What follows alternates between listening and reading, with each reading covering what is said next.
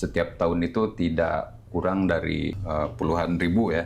Yang lulusan SMK itu masih terjadi gap antara kualifikasi kompetensi yang dimiliki dengan kebutuhan dunia usaha maupun dunia industri. Kalau di undang-undang kita layani itu yang memenuhi syarat, berarti berangkatnya prosedur. Tetapi yang non-prosedur pun tentu menjadi kewajiban negara untuk hadir. Bekerja ke luar negeri itu tidak hanya soal masalah selleri, ya. Betul. Tidak hanya masalah gengsi, gaya. Tidak dengan prosedur dan masalah, bukan sejahtera, malah menderita. Yang janji-janji gampang gitu ya. Ini harus tanda tanya Betul. tuh. Bener. Banyak calo-calo yang datang ke rumah. Kerja juga ada calo ya? Banyak. Ada yang 5 juta, ada yang 10 juta. Pancing dulu nih. Iya. Pancing dulu. Padahal itu adalah uang jeratan. Pada tahun mungkin teman-teman kalau misalkan kerja di pabrik tuh berbeda gitu ya. Kita harus terpentingnya mental sama disiplin. Disiplin. Kita untuk plannya atau misalkan untuk penyerapannya itu sekitar 10.000 ya. Banyak lah pokoknya teman-teman yang bingung kerja kemana ada tuh di daerah Cibatu.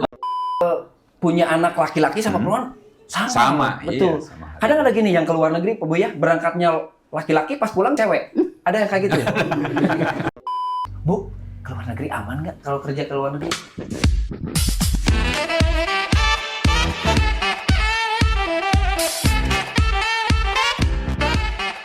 Saatnya obrolan. Ngobrol bareng Bolan. Kita kompak-kompak dulu. Oke. Sapa-sapa. 1, 2, 3. Morning good! Assalamualaikum warahmatullahi wabarakatuh. Oke, tepuk tangan dong. Oh ya. Selamat pagi. Ya. Oke, brotherku semuanya, adik-adikku yang lagi nunggu semua. Ini banyak loh. Jadi pada saat kemarin di-upload, itu kapan mau podcast, lowongan pekerjaan, terus dunia industri. Ternyata memang. Jadi ini PR semua bahwa lapangan pekerjaan sangat dibutuhkan. Setuju nggak? Setuju. Ya, oke. Jadi terima kasih. Kita udah kedatangan Bapak Kepala Dinas Tenaga Kerja Kabupaten Garut, kakakku. Kakak karena dia bilang ini senior pramuka loh. Pak Haji Muksin, SS MSI. Ya. Assalamualaikum warahmatullahi wabarakatuh. Waalaikumsalam. Dan di HR Recruitment PT Ultimate. Teh Ririn? Teh Ririn apa Teh Rinrin ya? Teh Ririn. Dan ini ada orang super sibuk dari Jawa Barat. Super sibuk. Dan emang super sibuk ya. Ngurusin bukan aja di Jawa Barat aja, ternyata ngurusinnya di luar negeri. Betul. Ceritanya sibuk. Oke. BP 3MI Jawa Barat, pengantar kerja ahli media, Neng Wepi SHM. Iya. Teh Neng berarti Iya. Oke. Asal Garut juga. Asgar. Iya, assalamualaikum warahmatullahi wabarakatuh. Waalaikumsalam warahmatullahi. Wargi Garut ya. Nuhun pisan, thank you banget sudah datang ke sini. Kita bisa ngobrol. Karena banyak orang yang informasi ini sangat dibutuhkan. Tuh. Karena semakin tahun, semakin hari lapangan pekerjaan segitu, ya, terbatas. Dan orangnya terbatas dan orang-orangnya bertambah. Ya nggak? Nih kakakku nih, Pak Kadis. Siap. Emang apa ya? Sekarang dunia kerja di khususnya Kabupaten Garut aja. Ini seperti apa nih? Jadi begini ya, kalau kita melihat dari rilis BPS untuk tahun 2025, memang kita itu dari tahun sebelumnya ada penurunan angka pengangguran, cuman sedikit banget gitu kan.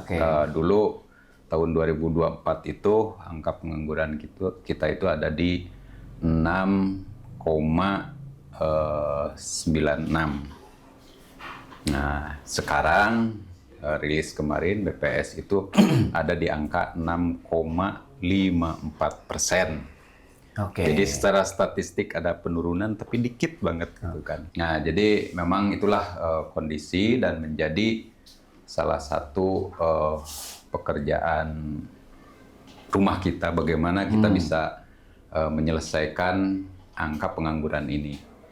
Namun saya kira mungkin angka pengangguran ini bisa ditekan dan tidak bisa sepenuhnya dihilangkan ya.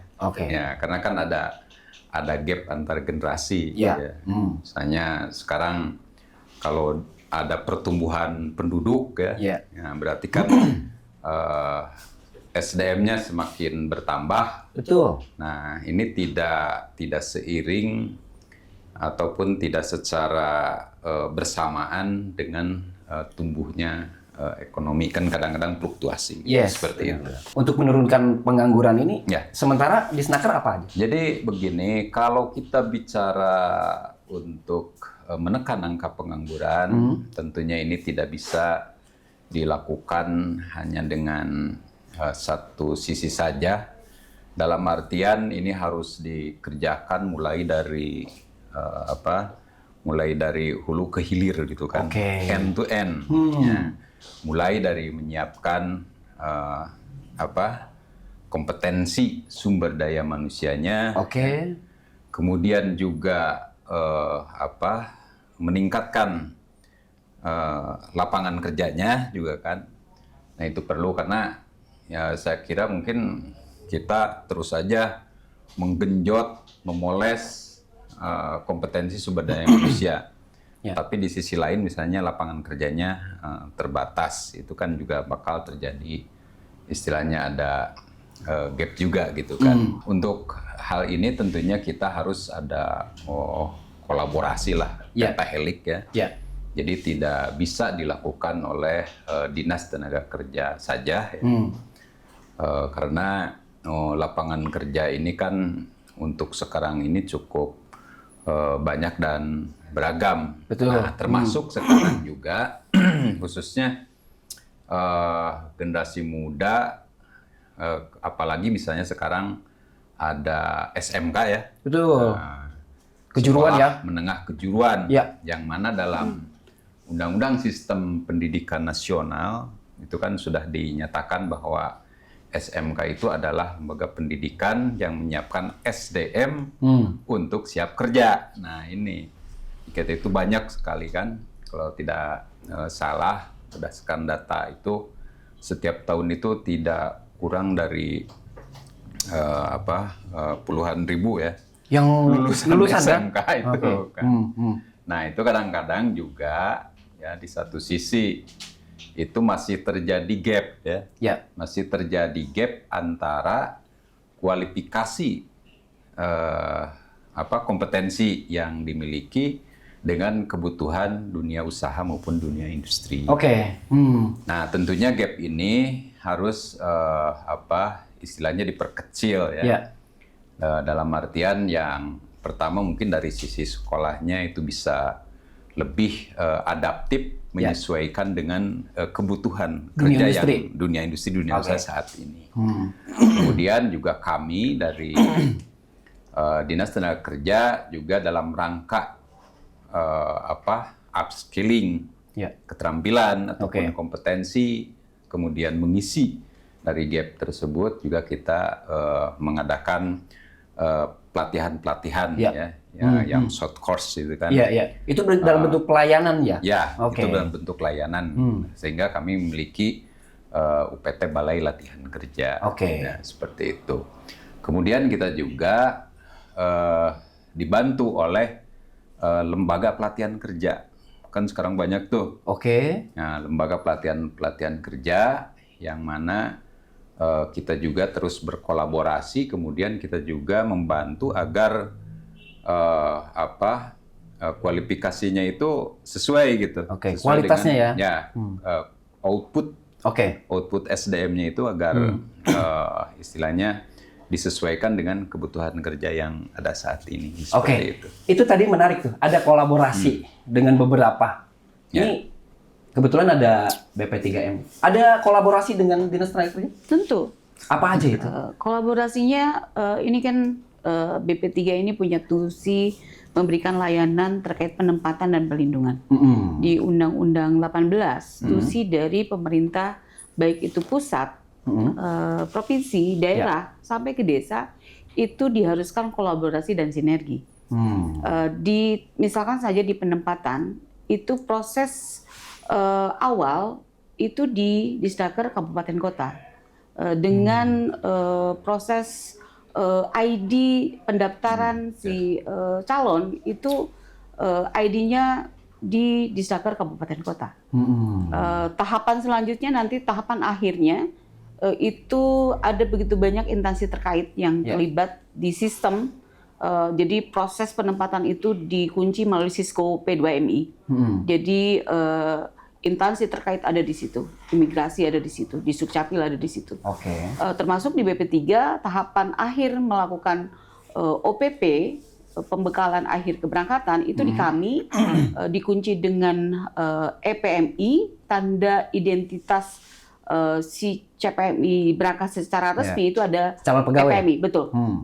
Kita sebutnya di Undang-Undang PMI, Pekerja Migran Indonesia.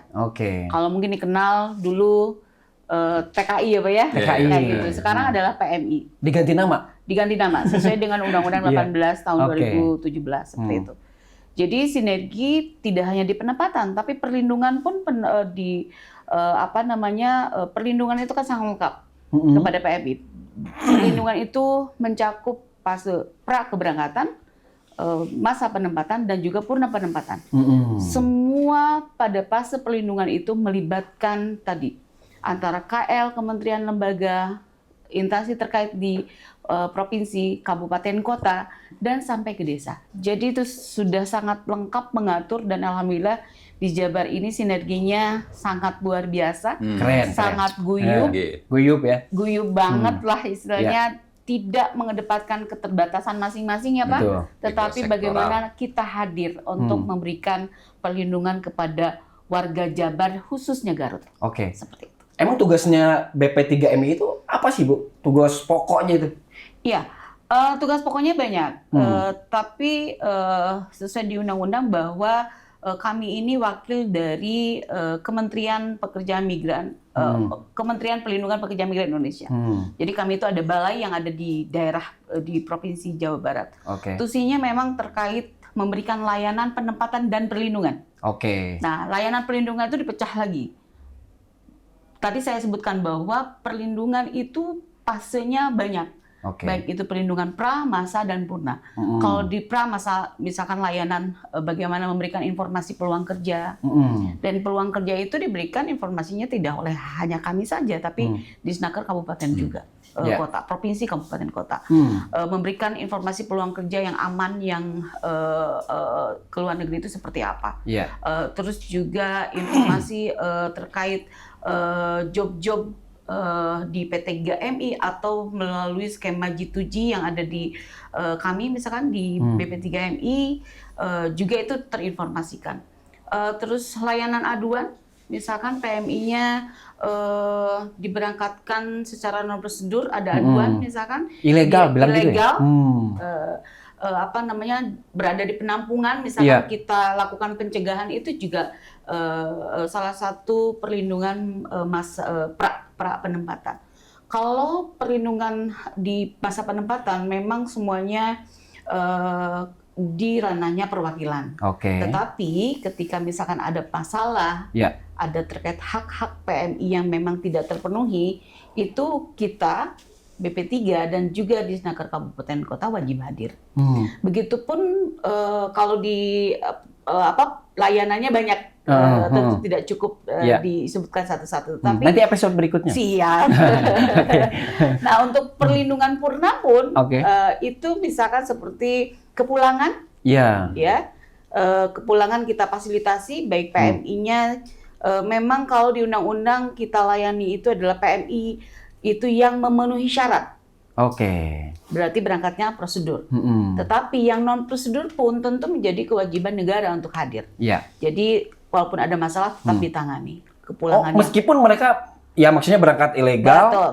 Jadi pulangnya kita tidak kalau ada tahu apa-apa berangkatnya kapan, ya kan? Tapi ya itu tadi ketika kalau ada apa-apa masalah, ke kita juga. Ada kasus, ya tetap negara harus hadir karena mereka biasanya aduannya ke kabupaten kota, Disnaker Kabupaten Kota, lalu Disnaker Kabupaten Kota menindaklanjutinya bersurat ke kami. Kami sesuai SOP bersurat lagi ke perwakilan melalui kementerian kami KP2MI, dan koordinasi informal juga terus kami lakukan. Itu bentuk sinergi kami, salah satu layanan yang diberikan kepada masyarakat seperti itu.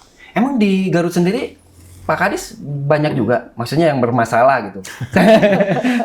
Ayo Pak Kadis. Banyak Bu ya? Banyak. Banyak. Ya, Itu kekurangan jadi informasi ya, atau apa? Kalau ada yang namanya kasus ya, Hmm. itu masalah. Satu juga kita sebut banyak ya. Oke. Kenapa? Kalau Karena kita iya, harus serius benar-benar. menanganinya, Iya. melindungi warga Iya. negara Indonesia. Hmm. Jadi memang kita selama ini ya termasuk di sinilah mudah-mudahan ini sampai kepada masyarakat. Nah, kebanyakan ini yang kasus ini karena unprocedural ya. Betul. Ya, administrasi yang kurang gitu. Bukan, tidak sesuai prosedur gitu kan. Karena untuk bekerja di luar negeri itu tidak hanya asal berangkat saja, Ya. tapi itu harus ada prosedur-prosedur Betul. tertentu mungkin nanti bisa ditanyakan. Makanya kami itu himbau kepada warga masyarakat Ya.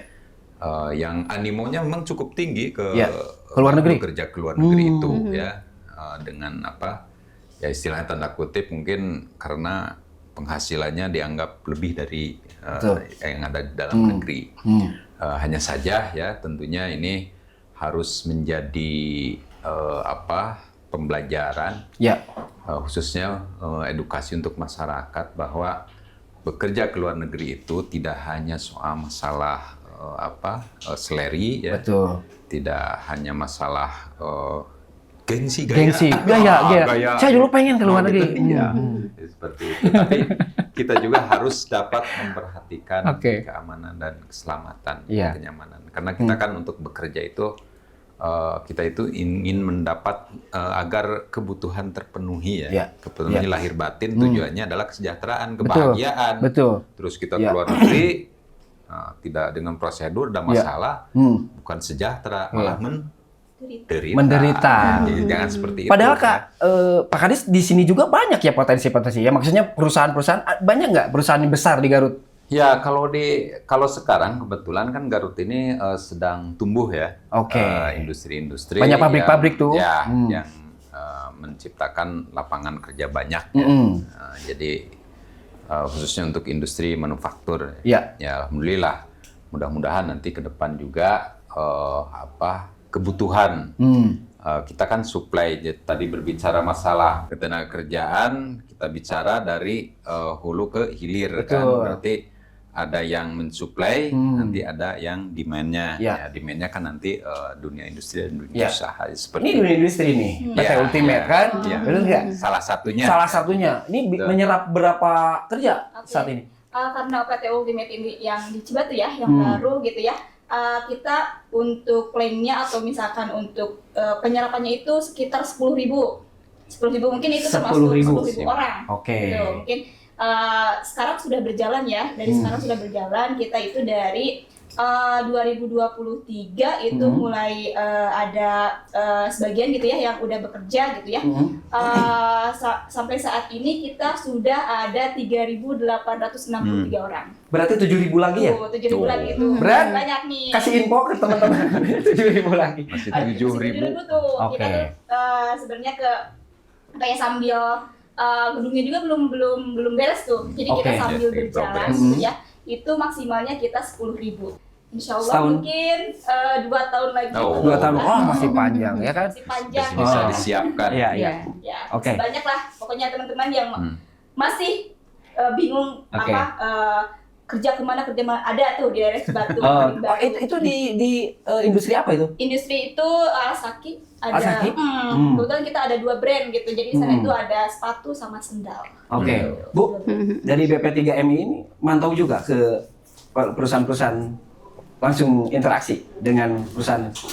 Kalau kami lebih ke P3MI-nya Pak. Oh. Jadi yang memang punya tusi sebagai perusahaan swasta yang menempatkan PMI ke luar negeri. Ke luar negeri Kalau aja ini ya kan berarti? lebih ke domestik ya Pak ya. Oh, Itu oke. menjadi ranah pengawasannya di Disnaker Kabupaten seperti itu.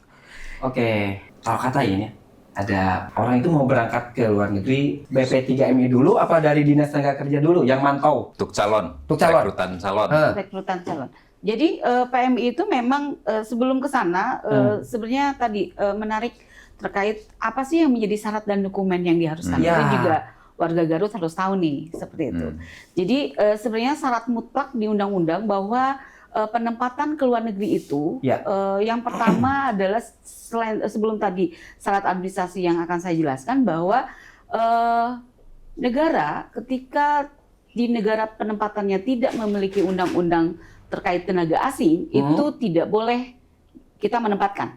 Dan yang kedua adalah tidak memiliki perjanjian tertulis terkait perjanjian tertulis antara negara penempatan dengan negara Indonesia. Seperti misalkan yang bermasalah warga Garut nih Pak ya, yang berangkatnya secara non prosedur adalah ke Timur Tengah. Ibu-ibu nih yang minatnya banyak Pak tuh ya? banyak. Karena Jabar ini sebagai kantong loh, kantong PMI nomor 2 setelah Jatim. Waduh, seperti itu. Jadi kenapa masih di moratorium sejak 2015? Karena itu tadi, karena undang-undang terkait ketenaga kerjaan asing di negara penempatan belum dibuat untuk perlindungan negara Indonesia, warga Indonesia lah. Dan memang saat ini belum diatur perjanjian tertulis antara Indonesia dengan Timur Tengah. Sehingga dari 2015 sampai sekarang masih moratorium karena perjanjian tertulisnya sekarang masih dibahas. Seperti itu. Sehingga warga Garut untuk sektor informal yang kerja di rumah, IRT lah biasanya kan, itu tidak boleh. Kecuali formal kayak supir, kayak di hotel, di restoran itu boleh. Tapi kan hari ini banyak loh yang berangkat. Faktanya seperti itu. Ternyata minatnya banyak. Sehingga setiap hari sekarang masih ada yang berangkat ke Timur Tengah dan juga Kamboja. Salah satunya mungkin PR. Bukannya lagi rawan tuh? Rawan. Karena konflik kan. Tetapi memang kita tidak memiliki perjanjian tertulis Indonesia dengan negara Kamboja. Sehingga itu tidak boleh. Makanya nih ada satu kasus PR-nya kita bersama Pak Kadis, warga Garut yang meninggal di sana berangkatnya secara non prosedur. Sekarang jenazahnya masih di Kamboja. PR-nya adalah bagaimana kita memulangkan. Nah ini sehingga tidak terlindungi BPJS. Sehingga warga Garut kalau misalkan mau berangkat ke luar negeri penuhi syarat. Salah satunya adalah usianya minimal 18 tahun, memiliki kompetensi. Keahlian tuh yang paling penting benar. Kalau ke Hong Kong misalkan, ke Taiwan, karena di Jabar ini yang paling banyak diminati negara pertama itu adalah Taiwan. Jadi kalau tidak punya skill bahasa Taiwan, lokal, bagaimana kita bicaranya dengan majikan, dengan perusahaan kan? Yang selanjutnya adalah harus sehat jasmani dan rohani. Jadi berangkat ke luar negeri itu harus sehat, gitu. Yang selanjutnya adalah terlindungi BPJS Ketenagakerjaan. Syaratnya itu syarat. Nah, dokumennya apa? Nah, salah satunya itu tadi KTP, KK, paspor, visanya harus visa kerja. Nah, yang ilegal itu banyaknya visanya kunjungan wisata, umroh, gitu. Jadi kalau memang kerja visanya adalah harus kerja. Seperti itu. Terlindungi dengan PP. Nah, PP itu perjanjian tertulis antara si perusahaan dengan PMI. Nah, itu biasanya diverifikasinya oleh Disnaker Kabupaten Kota. Ya, Pak ya? Kalau ke sana ada kartu kuning nggak? Harus kartu kuning? Nggak ada. Harusnya. Untuk saat awal ya, Pak ya? Pencari kerja namanya. Pendaftarannya ya, Pak. Karena proses pendaftaran itu melalui sistem sekarang kayak gitu. Salah satunya syarat harus kartu memiliki. kuning. Nah, ada PP perjanjian penempatan, ada PK perjanjian kerja. Jadi perjanjian kerja itu mengatur terkait hak dan kewajiban dari para pihak. Nah, biasanya yang berangkat non prosedur tidak ada dokumen itu sama sekali. Jadi waspada untuk warga yang janji-janji gampang gitu ya. Ini harus tanda tanya tuh. Benar-benar. Jadi biasanya mereka itu yang korban-korban itu lewat medsos lah tentunya. Itu memang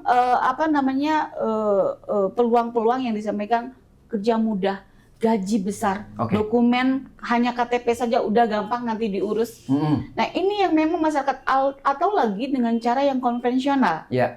Misalkan yaitu tadi banyak calo-calo yang datang ke rumah menjanjikan berangkat cepat gaji besar, akhirnya punya KTP pun ya udah berangkat.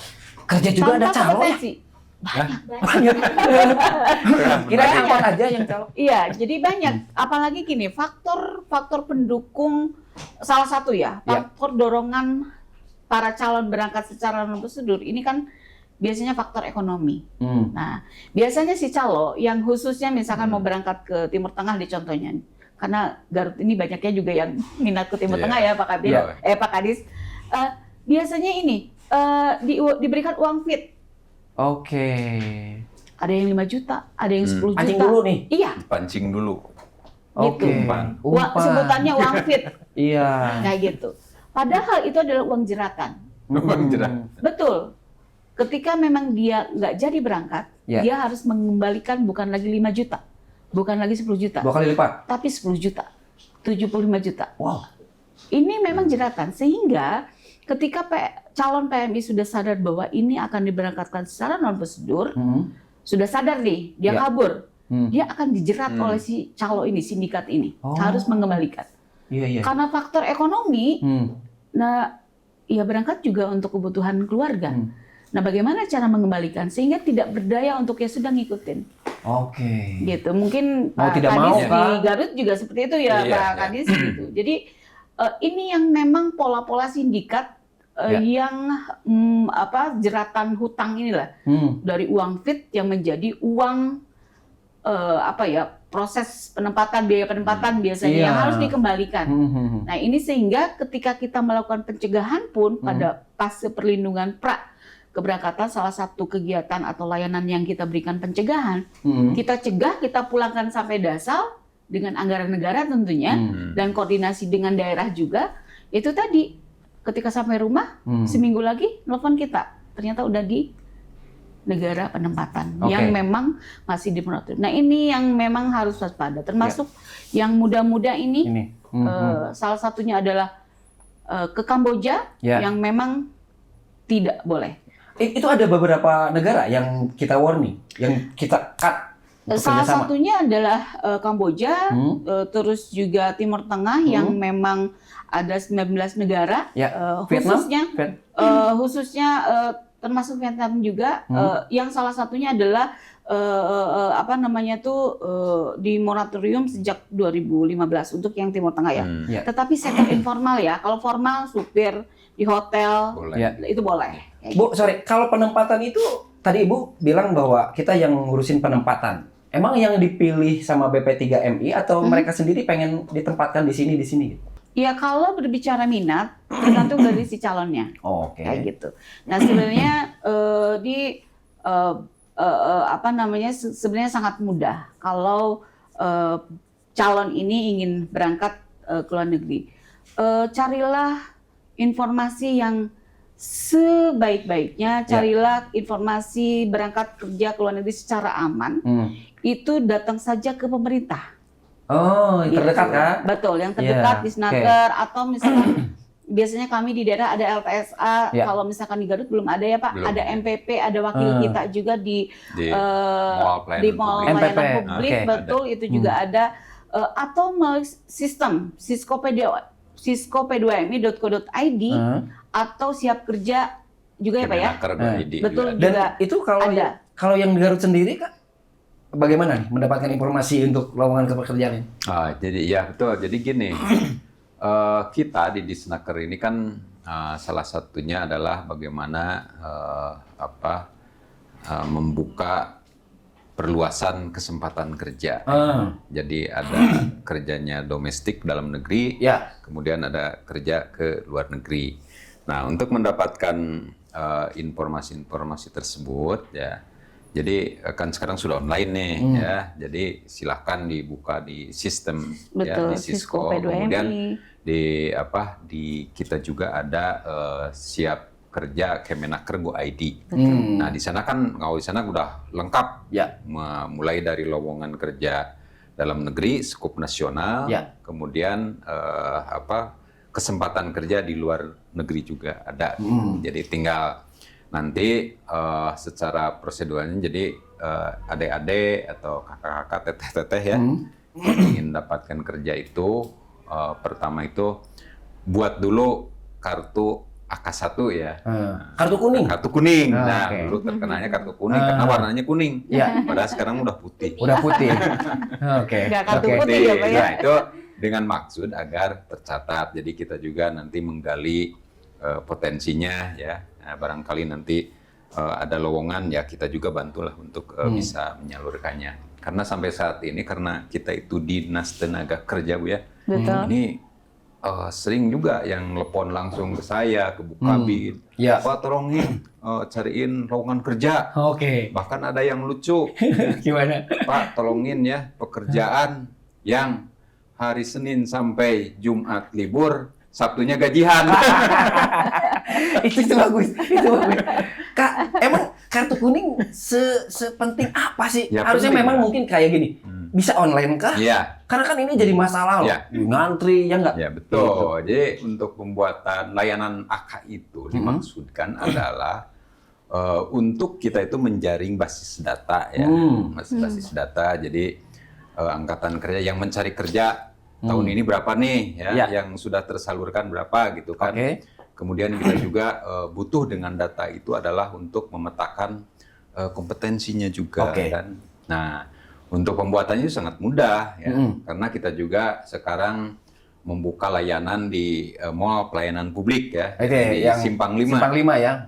Kemudian bisa datang langsung ke kantor. Ya. Kemudian juga ada roadshow ya. Ya. Jadi kita keliling bersama tuh. program Pak Bupati, Bu Wakil kita juga membuka stand untuk pembuatan Mobile kan? AK1 ini secara mobile. Atau kita juga sebetulnya ini bisa dilakukan secara online ya. Nah, itu yang menarik tuh. Ya, itu melalui Kemenaker Siap Kerja Kemenaker Bu ID juga itu. Di sana ada layanan membuat kartu kuning dengan cara membuat akun dulu ya. Akun sendiri baru nanti untuk pencetakannya ya, karena ini kan harus fisik ya? Ya, jadi tidak bisa online sepenuhnya dikarenakan ketika seseorang membuat kartu AK1 itu, maka kita harus bisa menggali potensinya. Nah, ini agar dapat istilahnya kita membantu juga untuk penyalurannya. Jadi ada wawancara dikit lah gitu kan. Ada wawancara sedikit terkait dengan berbagai hal yang terutama adalah masalah kompetensinya seperti itu. Di kompetensi sendiri di Kabupaten Garut sejauh mana nih potensi SDM-nya nih? Jadi kalau SDM di Garut saya kira sekarang ini masih boleh dikatakan middle ya. Middle skill-nya masih menengah, mungkin agak cenderung ya banyak. Di atas? Di bawah? Ya tengah-tengah lah. Oke. Tengah-tengah. Tapi bisa berkompeten kan? Ya, masih kompeten kan, ini juga makanya dibantu dengan lembaga-lembaga lain kan. Makanya untuk lowongan kerja dari yang kebanyakan lulusan SMA, SMK. Nah, itu kan istilahnya perusahaan juga tidak membutuhkan spek skill yang tidak terlalu tinggi kan. Jadi dalam artian bisa dilatih dalam beberapa periode gitu. Bisa disalurkan langsung ke yang ada sekarang ini yang ada di Garut. Dan ini Pak Kadis nih di Ultimate sendiri, ini cara masukin ke sananya gimana nih administrasinya? Ada tip dan trik. Tipnya betul. Agar bisa diterima. Iya, 7.000 loh. 7.000 lagi ya kita. Iya. Oke, untuk tips and trick mungkin ya. Untuk tips and trick itu memang yang disampaikan oleh Pak Kadis, kita memang tidak kualitasnya tidak tinggi. Yang terpenting kita maksudnya saya nggak ranking ke 1 soalnya. Kebanyakan itu di pabrik itu kita yang fresh graduate. Oh, yang baru-baru. Atau nyindir, saya kan bukan fresh graduate. Fresh graduate. Plus graduate. Last minute saya. Iya, betul. Jadi kita di sana itu memang untuk pimpinan-pimpinannya atau untuk leadernya memang itu yang harus berpengalaman. Siapa yang ngajarin kalau nggak ada gitu. Betul. Jadi untuk fresh graduate memang kita kebanyakan itu fresh graduate gitu. Jadi kita dilatih, terutama kemarin Pak yang di BLK ya, Pak yang di sana yang di Cibatu. Itu kita BLK yang di Cibatu bekerja sama dengan Disnaker dengan desa ya dari desa setempat. Itu ada orang-orang yang punya sertifikat, mungkin bukan dari uji kompetensi, bukan dari keterampilannya aja gitu ya. Di sana juga kita dilatih dari mentalnya juga Pak. Ya, mental. Gitu. Jadi mungkin kalau Attitude juga. attitude bener, setuju, setuju itu. gitu ya. Jadi di selain keterampilan, mungkin keterampilan kalau kita ada masa training tuh, kita ada masa untuk diajari dulu gitu ya. Jadi nggak langsung masuk ke sini tuh, misalkan harus bisa begini tidak gitu. Kita ada 3 bulan masa percobaan dulu, dan itu waktunya dilatih gitu. Dari apa? Dari skill, dari ini edukasinya ya. Gitu ya. Mungkin dari kemarin ada BLK di sekitar desa pabrik kita gitu ya. Itu memang betul-betul bukan dari keterampilan saja, tapi yang terpenting dari mentalnya sih. Kalau misalkan untuk mungkin untuk mental, moral gitu ya, mental, attitude gitu ya. Pada tahu mungkin teman-teman kalau misalkan kerja di pabrik tuh berbeda gitu ya. Kita harus terpentingnya mental sama disiplin aja. Disiplin gitu ya, karena banyak peraturan dan lain itu benar-benar kalau kita di suatu perusahaan atau di pabrik benar-benar mau orang sananya atau apa ya kalau disebutnya putra daerah gitu ya, mau orang sana mau orang luar gitu dari luar Ciberem itu, kalau misalkan tetap di suatu perusahaan atau di perusahaan gitu, peraturan ini mengikat gitu, jadi tidak semena-mena itu attitude mungkin ya, termasuknya attitude gitu. Pinter juga ya ngejelasinnya ya. Iya. Bu, nih. Kalau di Ultimate sendiri itu banyaknya cowok apa cewek? Cewek. Tuh kan, benar-benar. Ini saksi, fakta loh. Iya. Pertanyaannya kenapa banyak cewek? Ini kan laki-laki kasihan tuh banyak-banyak yang pengen kerja. Iya, mungkin gimana? Kalau untuk cewek saya juga kayaknya ya, menurut saya itu tergantung, atau misalkan karena saya kurang tahu keterampilan apa misalkannya di bagian ini.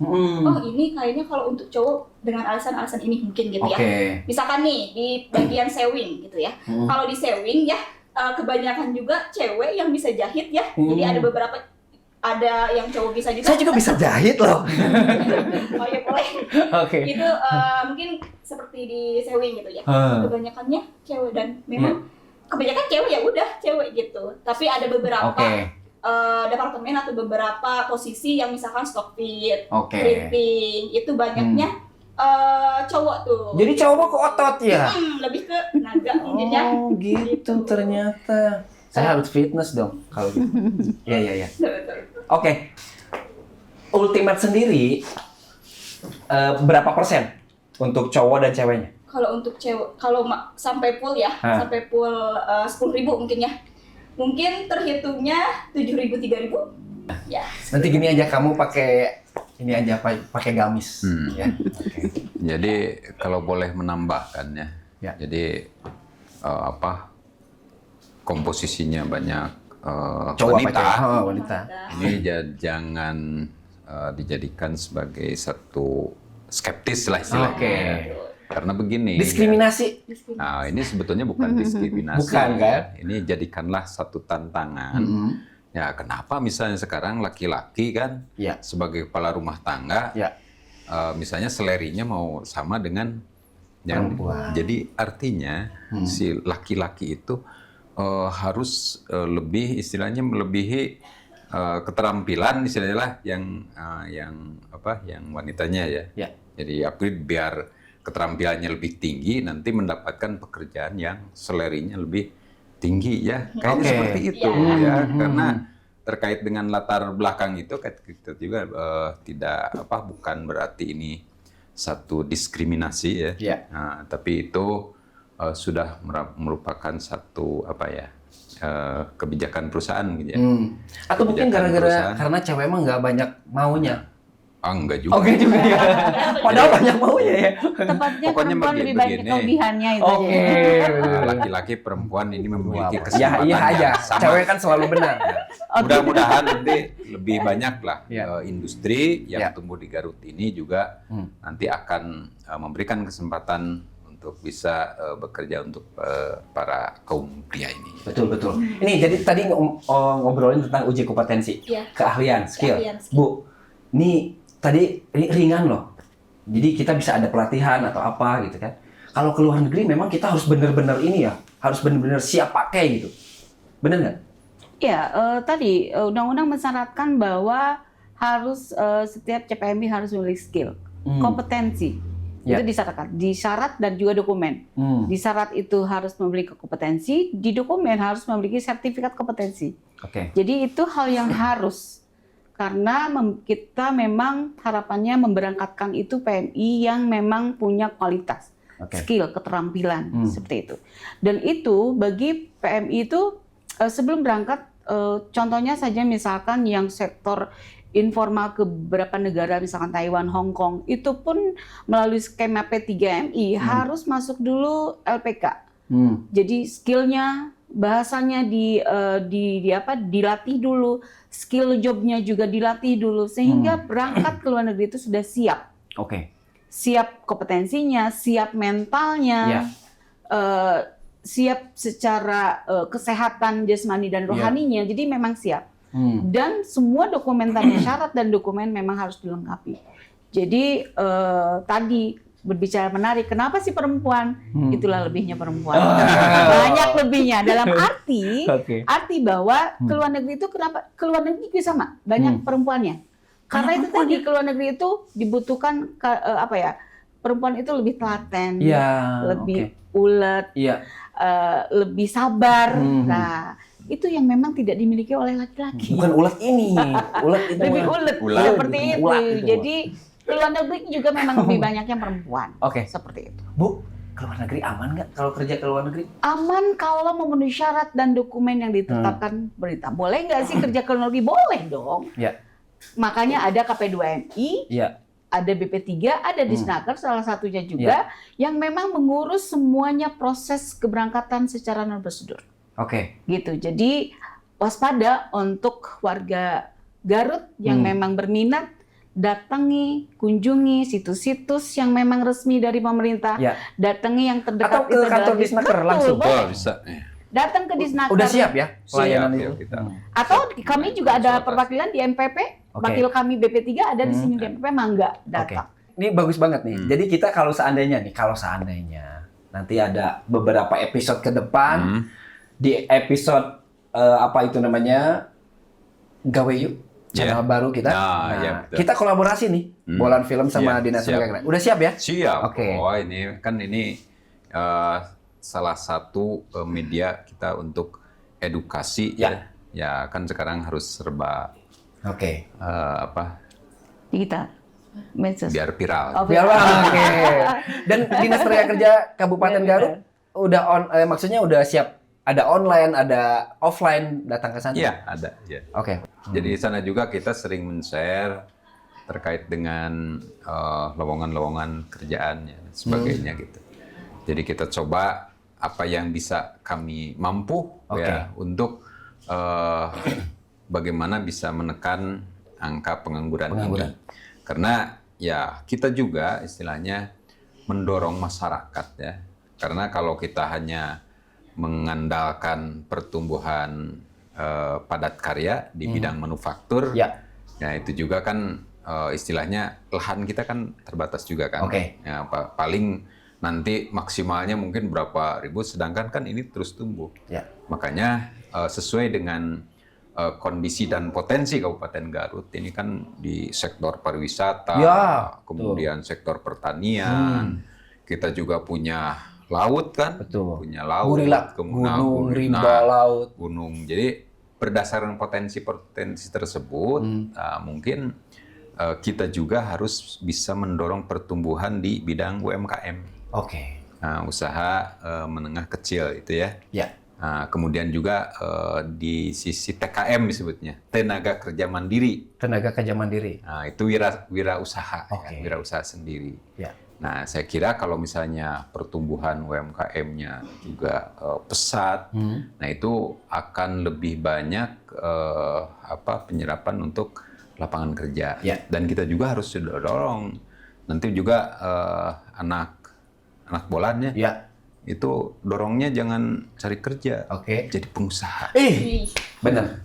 Biar kan gini, ada juga mahasiswa yang nanya ke saya pernah tuh satu kesempatan, Pak, karir apa yang paling bagus? Kata saya itu gini, kalau untuk karir, saya tanya balik, mau limited atau unlimited? Unlimited karir. Nah, kalau limited karir, kami Ya. PNS, kemudian yang bekerja di industri dan sebagainya, itu kan limited. Ya. Karena apa? Kita bekerja 32 jam, gajinya kan udah ditentukan. Betul. Tapi kalau unlimited, jadinya pengusaha. Betul. Kayak Bolan, Ya. bekerja 40 jam, Ya. itu akan istilahnya apa? Penghasilannya kan akan berbanding lurus. Betul. Nggak dibatasi kan? Ya. Mau seberapa penghasilannya juga. Liburnya mau kapan? Mau kapan? Gajinya mau berapa kan? Ya. Nah, itu kan tergantungnya sendiri. Ya.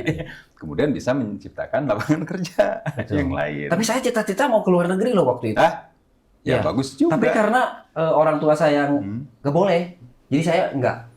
Saya tanya, kenapa? Itu kamu kelincinya 3. Jadi nggak boleh. Nah, memang di satu sisi kita juga ada, Bu, seperti itu. Ya. Mitos ya, Terutama padahal ya. untuk perempuan ya.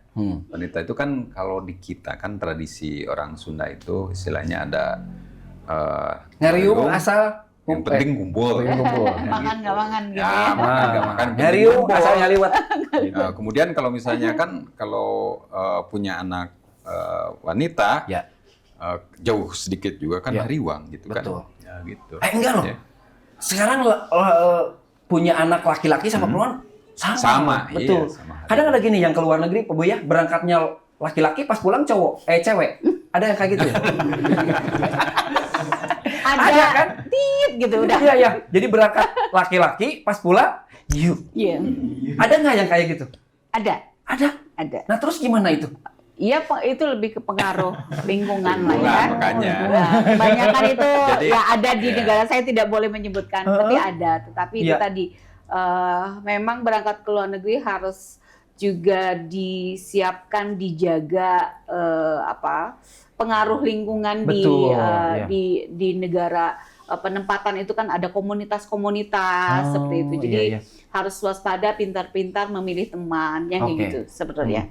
Jadi tadi boleh nggak kerja ke luar negeri? Boleh, sangat boleh. Sangat boleh, Negara ya? mengatur itu, memfasilitasi itu, tetapi dengan cara yang benar sesuai dengan syarat dan dokumen, Oke. dan juga datanglah kunjungi situs-situs resmi pemerintah, waspada dengan iming-iming calo-calo, Yes. ya karena sindikat ini kan tidak hanya satu orang, jadi yang menawarkan beda orang, yang membuat dokumen nanti ada yang dampingi beda orang lagi, yang membawa ke Jakarta beda orang lagi, yang di bandara beda orang lagi. Jadi sindikat ini gimana caranya si calon ini tidak mengetahui pelaku. Oke.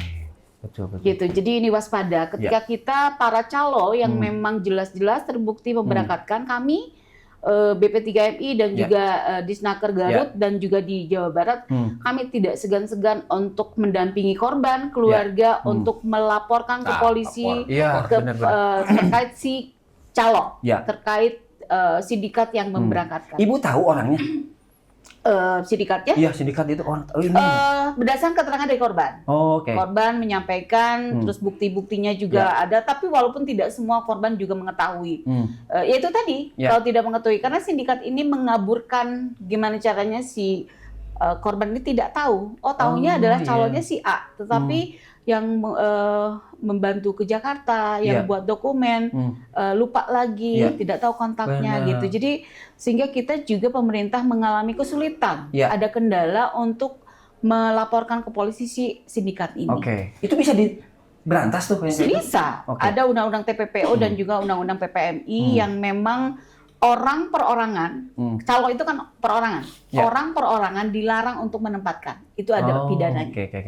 Gitu. Jadi sudah banyak juga korban-korban yang kasusnya, perkaranya kami dampingi, baik itu di Polda, di Polres Kabupaten Kota, termasuk di Polres Garut, juga sudah berhasil diberikan sanksi pidana kepada calo atau sindikat yang memberangkatkan. Ini brother, teman-teman semua dengerin. Jadi gimana tips-tipsnya untuk ke luar negeri? Sekali lagi.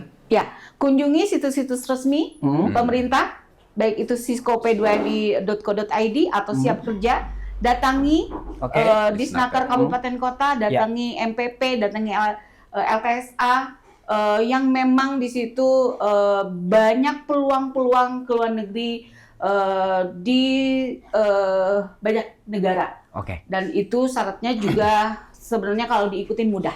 Oke. Tetapi kompetensi jangan lupa. Kompetensi memang kita sedang membuka peluang kerja ke luar negeri yang besar banget. Ada Kesempatannya? ribuan kesempatannya, tetapi ikuti prosesnya sesuai dengan aturan yang sudah ditetapkan. Oke. Pak Kadis, Yep. kesiapan tenaga kerja Kabupaten Garut untuk menyampaikan informasi didapat dari mana aja? Ya, jadi kita itu kan tadi sudah diulas bagian ada situs Oke. website di Siap Kerja Kemenaker.go.id. Oke. Ya. Kemudian juga di Cisco P2MI, .co.id. Kemudian juga bisa langsung datang ke Oke. kami. Siap 24 jam? Nah, siap. Ya bisa lah ya. Nggak apa-apa. Kita Gajinya siap, harus gajinya nambah loh. Gajinya nambah nanti kita dengerin Pak Bupati ya kan? siap 24 jam Oke. di WA. Oke. Tapi Jawabnya kalau- besok. Oke, untuk ultimate. Mungkin kita ada barcode ya. Nah, oke. Barcode. Nah. Kita pakai barcode. Oke. Sama kita juga ada mempromosikan apa yang masih lowongan kerja. Iya, di gitu. Siap Oke. Kerja. Terus untuk sampai saat ini kita belum ada official Oke. Instagram, Facebook itu pun belum ada. Gitu. Ah, tenang, ada Om Lutfi, ada Om Fazla ya, nanti gitu. kita kolaborasi aja. Jadi belum ada ya kalau untuk media sosial kita belum punya. Jadi Oke. kita hanya barcode saja. Oh, barcode ya. Itu barcode didapat di mana? Kita harus datang ke sana. Barcode mungkin dari Dinas Tenaga Kerja ada? ada di Snaker, Oh, oke. ada juga dari di Snaker ataupun dari karyawan per karyawan gitu. Oke, brotherku, itu 7.000 siap-siap ya. Tapi maksudnya tahan dulu ke luar negerinya, ini 7.000 loh. Siap kan. Siap-siap. Ya. Terima kasih untuk obrolannya yang ringan. Siap. Terima kasih informasinya. Mudah-mudahan kita ada keberlangsungan ya. Ya, Pak Kadis, nanti episode berikutnya ada perusahaan lagi yang diundang? ada. Asik. Siap-siap. Itu ada beberapa ribu lagi ya. Oke. Mudah-mudahan obrolan ini bermanfaat untuk kita semua dan teman-teman, adik-adik, catat ya informasi yang kalian mau gali itu ada di situ. Nanti di sini ada tulisan, ada. Iya, nanti barcode. Oke, barcode. Di sini ada. Oke. Dan barcode kita untuk penutupan kita cicipi dulu dodol piknik. Karena Oke, dodol piknik ini ciri khas siap, Garut. siap. Coba manisnya Piknik seperti yuk. apa? Piknik yuk. Oke. Dodol aja piknik. Ya kan Iya. gitu. Ini ciri khas Garut. Siap. Ciri khas Garut. Saya tahu karena saya Asgar. Oh iya, bener. Iya, Oke. setiap minggu pulang ke Garut. Sip. Oke, sebelum makan-makan ya, Ya. sebelum minum-minum ini seger loh. Teh-tehnya teh Siap, Garut. siap, Kita siap. tutup dulu. Kita tutup dulu. Siap. 3, 2, 1. Morning Good. Assalamualaikum warahmatullahi wabarakatuh. Enak loh. Iya, Kita cicipi, siap, cicipi. siap.